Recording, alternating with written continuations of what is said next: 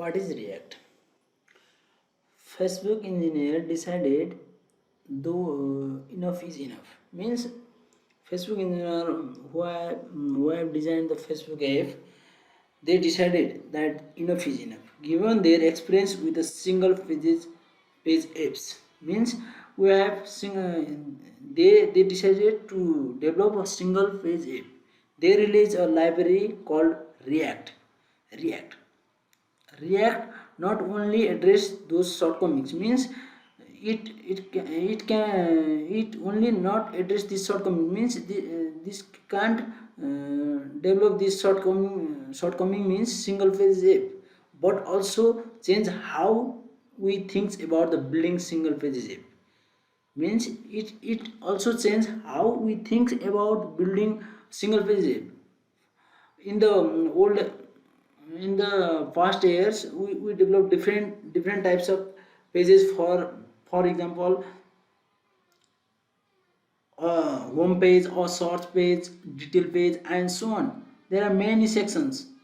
Now in React, we only develop one single page app. That is quite exciting. As new web frameworks and library goes, means there are developed different types of frameworks and library were developed. React is quite the runway success, means React is very successful in the present time. It not only deals with the most common problem developers faced while building a single page app, means developers it not only deals with the common problem developer face while building the single page app. It throws in a few additional tricks that makes the visual for your single page app much easier. It makes our works very simple and fast way. Since it came out in 2013, React steadily found its way into a popular website, and that probably use beside Facebook and Instagram. Means React not only used in Facebook and Instagram. Some of the notable ones include the BBC, that is a news channel, news website, PayPal, Reddit, the New York Times, Yahoo, and many more. For additional for many more, you can check these git links here. github.facebook react wiki site using React. This site you can check there. Old multi-page design.